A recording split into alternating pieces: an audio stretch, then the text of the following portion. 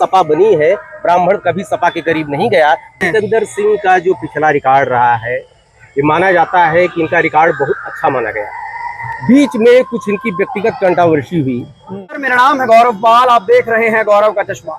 UP की सियासत में आज अयोध्या से बहुजन समाज पार्टी ने शंखनाद कर दिया है चुनाव का। बीकापुर विधानसभा से बबलू सिंह, जितेंद्र बबलू सिंह, जो पहले बसपा के विधायक रह चुके हैं, उनकी पार्टी में ज्वाइनिंग हुई है। लगभग प्रत्याशी बनाना भी तय है। मेरे साथ अयोध्या के एक पत्रकार दिनेश पाठक जी हैं। अयोध्या दर्पण नाम से चैनल चलाते हैं, बहुत शानदार, बहुत सीनियर पत्रकार हैं। सर, आपका बहुत बहुत स्वागत है। Thank you sir, thank you. और सर के साथ हम चर्चा करेंगे अयोध्या के समीकरण की, बसपा की जो मौजूदगी है अयोध्या में उस पर, और ये जो सीट पर आज एक कैंडिडेट ज्वाइन किया, इसके बाद क्या माहौल बदलेगा। सर, मेरा सबसे पहला आपसे शुरुआत ये है कि बसपा ने अयोध्या से अपना चुनावी शंखनाद शुरू किया। प्रदेश अध्यक्ष यहाँ पे आए और हमने एक चीज देखी कि जो अयोध्या कहीं भाजपा और सपा के बीच का लड़ाई के बीच का एक दंगल बन गया है, वहां पर बीएसपी ने आज एक अपने पुराने मजबूत दावेदार को यहाँ पर उतार दिया है। इस तरीके से देखते हैं क्या बीएसपी की रणनीति, ये शंखनाद क्या असर करेगा। देखिए, अभी तो चुनाव 6-7 महीने शेष है जी। अभी बहुत से बदलाव होने हैं, क्योंकि गठबंधन की राजनीति इसी में चल रही है। अभी तो सो के बीएसपी केवल जगी है। अभी जो स्थितियां हैं, अभी चूंकि सुसुप्तावस्था में बीएसपी थी, और जो बीएसपी का एक मजबूत एक आधार था, लेकिन बीएसपी ने अपना आधार खोया है। अच्छा, इस समय देश में ये मानना पड़ेगा, सत्य है कि जाति की राजनीति चल रही है। जाति बहुत बड़ी सच्चाई है। इसमें शिक्षा, रोजगार और जितने भी मुद्दे हैं, महंगाई भी, हर चीज इस समय फीके पड़ गए हैं जाति के सामने।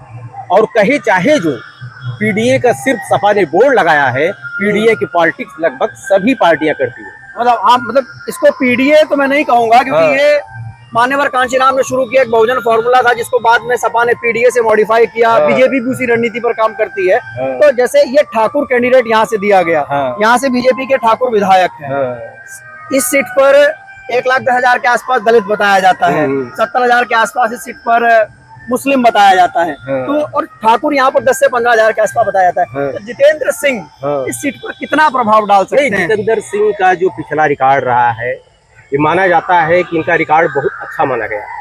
बीच में कुछ इनकी व्यक्तिगत कंट्रोवर्सी हुई बीएसपी को लेकर, बीच में बाहर कर दिए गए, लेकिन एक नेता के तौर पर स्थापित नेता माने जाते हैं और जनता के बीच में बहुत अच्छी इनकी पकड़ मानी जाती है। मतलब इनका अपना यहाँ खुद का प्रभाव बहुत बढ़िया, खुद का अपना प्रभाव है। वो जाति से उसको आप नहीं कर सकते। अच्छा, हर जाति के लिए। अगर जाति की बात की जाए तो ठाकुर कितने 15,000, 10-15,000 है, बिल्कुल। लेकिन जाति से इनको नहीं, इनका एक अपनी पर्सनालिटी और काम कराने के मामले में हमने अभी भाषण सुना उनका, उन्होंने राजकुमार भाटी को लेकर उन्होंने एक बड़ी बात कही। और ब्राह्मणों को लेकर जो राजकुमार भाटी ने बात कही, उसका एक रिएक्शन भी ब्राह्मणों में खूब हुआ। और कहीं ना कहीं जो ब्राह्मण समाज, जिसको ये लगता था कि बीजेपी जो है उसको पूछ नहीं रही है, उधर समाजवादी पार्टी ने भी इस तरीके की बात कह दी। तो आपको क्या लगता है कि जिस तरीके से यहाँ पे राजकुमार भाटी को लेकर बात की, उससे कहीं ब्राह्मण समाज जो है वो जितेंद्र बबलू की और जो है वो भरोसा जताएगा। देखिए, इस समय सबसे ज्यादा उपेक्षित अगर कोई समाज है सवर्णों में तो ब्राह्मण समाज। बिल्कुल, बीजेपी का परंपरागत वोट रहा है, बिल्कुल, और विपरीत परिस्थितियों में ब्राह्मण जुड़ा रहा। लेकिन इस समय थोड़ा लोगों का मन बदला है। क्या भैया, मन बदला है, क्योंकि सपा के करीब कभी ब्राह्मण नहीं जा सकता है, और वहीं जा सकता है जहां पर अपना कैंडिडेट पाएगा। मैंने पहले बताया कि इस समय जाति बहुत बड़ी सच्चाई। अच्छा, ये हमने ये देखा कि ब्राह्मण समाज जो है आज से नहीं, अगर हम उसको मुगल काल से देखें तो वो हमको हमेशा सत्ता के इर्द गिर्द दिखता है। बीजेपी के साथ वो गया। कुछ लोगों ने कहा कि भागीदारी को लेकर वोट की, कुछ लोगों ने कहा हिंदुत्व को लेकर वोट किया। और अयोध्या तो हिंदुत्व का सबसे बड़ा गढ़, राम मंदिर सबसे बड़ा मुद्दा, कहीं ना कहीं राम मंदिर याद एक अटैचमेंट भी ब्राह्मणों का रहा। लेकिन जिस तरीके से ब्राह्मण विधायकों ने अपनी बात रखने की कोशिश की, लखनऊ में बाटी चोखा के लिए एक बैठक की, तो बीजेपी की ओर से नोटिस जारी कर दिया गया। तो वहीं अगर लोध विधायकों ने बैठक की, ठाकुर विधायकों ने कुटुंबम ठाकुर कुटुंबम किया, तो उस पर कोई बात नहीं किया। इससे भी ब्राह्मणों में एक नाराजगी है। नहीं, बिल्कुल ब्राह्मणों में नाराजगी है, और ब्राह्मण विकल्प की तलाश में है। सबसे तकलीफ की बात यह है कि बीजेपी को छोड़कर ब्राह्मण कहाँ जाए, जब चूंकि सपा से उसको पहले से परहेज रहा है, आज से नहीं आदि से रहा है। जब से सपा बनी है ब्राह्मण कभी सपा के करीब नहीं गया। हो सकती है बसपा के साथ चूंकि 2007 से लेकर 12 तक ब्राह्मण जितना सम्मान पाया है उसको याद आता है। 2012 एक अपवादित था, वो भी कुछ प्रतिशत गया था। नहीं, जैसे 2007 में हाँ 2007 बसपा की पूर्ण बहुमत की सरकार आई। हाँ। लगभग 40 से 45 ब्राह्मण विधायक जीत कर आए। हाँ। बड़ी संख्या में ब्राह्मण जो थे वो मंत्री बने। हाँ। तो जिस तरीके से बहन जी ने ब्राह्मणों को रिप्रेजेंटेशन दिया और अभी हाल ही में उन्होंने ये बोला था वो बाटी चोखा वाली बैठक पे कि ब्राह्मणों को किसी का बाटी चोखा खाने की जरूरत नहीं है, हमारे साथ आए, हम आपको प्रतिनिधित्व देंगे। तो क्या अगर भाजपा के सामने ब्राह्मण जैसा बता रहे त्रस्त है, विकल्प ढूंढेगा, तो क्या उसके लिए बसपा एक विकल्प हो सकती है? बिल्कुल बसपा विकल्प हो सकती है। बसपा के साथ चूंकि 2007 से लेकर 12 तक ब्राह्मण जितना सम्मान पाया है उसको याद आता है। चूंकि बीएसपी अपने करनी से कहने में अपने कारण ये मुख्य धारा से हट गई और सब उसके बाद ब्राह्मण चूंकि सपा को तरफ जा नहीं सकता, मजबूरी में भाजपा के साया, चूंकि ब्राह्मण एक आध्यात्मिक होता है, धार्मिक प्रवृत्ति का होता है और दूसरी चीज सत्ता के करीब रहना चाहता है। जैसा आपने कहा, नहीं आपने ये बात चूंकि सेंस उसने देखिए वो उसका सेंसर होता है, वो शुरुआत से उसमें वो सेंस कर लेता है। और 2007 में चूंकि उसने सेंस कर लिया था कि दलितों के साथ अगर हम जाते हैं तो चूंकि मायावती जी की लहर थी उस समय, ब्राह्मण ने सेंस कर लिया, उनके साथ एक बहुत बड़ा प्रतिशत चला गया। नहीं, जिस तरीके से आपने बात कही कि बहन जी के साथ जा सकता है, हाँ। लड़ाई भाजपा सपा में दिखी तो ब्राह्मण किधर जाएगा? लड़ाई अगर भाजपा सपा में दिखी तो निश्चित रूप से बसपा की तरफ ब्राह्मण जाएगा। नहीं, भाजपा और सपा में अगर लड़ाई हुई, हाँ। बसपा लड़ाई से बाहर हुई, बसपा का नैरेटिव नहीं बना, 24 वाला हाल रहा, 22 वाला हाल रहा, तो ब्राह्मण किस ओर जाएगा? ब्राह्मण जहाँ वही रहेगा। अच्छा, और लड़ाई अगर भाजपा और बसपा में होती है, हाँ। तो फिर किस ओर ब्राह्मण जाएगा? देखिए तब 50-50 का मामला हो जाएगा। 50-50 का मामला 50-50 का हो जाएगा। ऐसा नहीं, अभी भी ब्राह्मण ऐसे हैं कि किसी कीमत पे भाजपा को नहीं छोड़ना चाहते हैं। अच्छा, कारण है कि जो सरकारी योजनाएं हैं, एक कटु सत्य बता रहे हैं, जो सरकारी योजनाएं हैं उनमें ब्राह्मणों को कुछ वैसे भी नहीं मिलता है। ये लोग आमतौर पे लोग चर्चा करते हैं कि भैया हमको मिलेगा ही क्या, कम से कम जहां है खुली सांस तो लेंगे, कालर उठा के अपना हिंदुत्व तो गाएंगे, या जो कहा जाता है कि सवर्णों की पार्टी है, कम से कम खुली हवा में सांस तो ले पाएंगे। लेकिन लोग तो ये भी कहते हैं 2007 से 12 के दौरान कहा जब मिश्रा जी बसपा सरकार में उनको बहुत सम्मान मिला, एडिटोरियल जनरल तक वो रहे, मंत्री रहे, उनकी माताजी के नाम शकुंतला मिश्रा यूनिवर्सिटी बनी, तो कुछ लोगों ने ये बसपा का विरोध किया, ये कहकर तो ब्राह्मणों की पार्टी हो गई है। ये बात भी कही कुछ लोगों ने। बहुत लोगों ने कहा। आज भी बीजेपी की मतलब विकल्प के तौर पे ब्राह्मण बसपा को ही मानता है, बसपा को विकल्प मानता है। अगर बीजेपी की तरफ नहीं गया तो बसपा की तरफ जाएगा। और कांग्रेस से इसलिए नफरत करता है क्योंकि सपा से गठबंधन है उसका। सपा और कांग्रेस से गठबंधन है, इसलिए कांग्रेस ब्राह्मणों की पार्टी, दलितों की पार्टी, मुसलमानों की पार्टी पहले से मानी गई। सर, प्रियंका गांधी ने कहा है कि हमने बड़ा ब्राह्मण मुख्यमंत्री। अरे आप 100 दे दीजिए, आपने किससे गठबंधन किया है? मतलब सपा से गठबंधन, इसलिए ब्राह्मणों के गठबंधन के कारण ब्राह्मण कांग्रेस को माफ नहीं करता है और उतना ही दुश्मन जितना सपा को मानता है उतना कांग्रेस को। सर एक सवाल, आखिरी सवाल। हाँ, एक चीज और बता दें, इसी में जोड़ दे रहे हैं क्योंकि हम लोग पत्रकार हैं, हमसे क्या मतलब जी, कि अगर कहीं कांग्रेस और बीएसपी का गठबंधन हो गया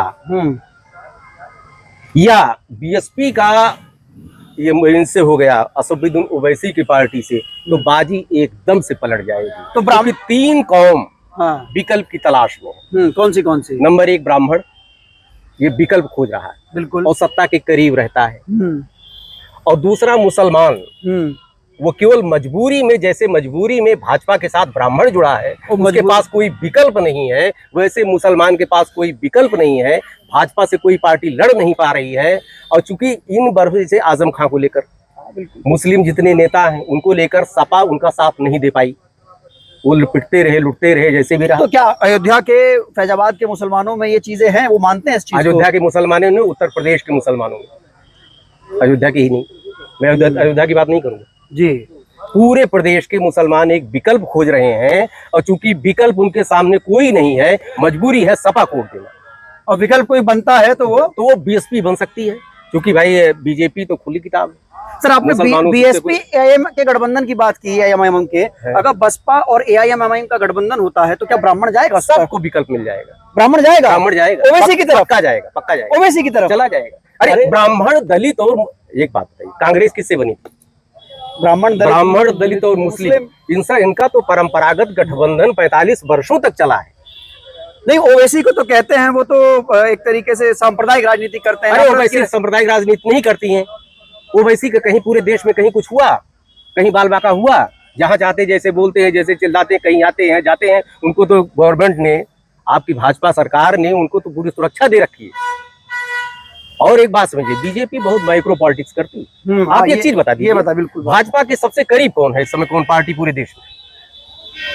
यूपी की बात कीजिए।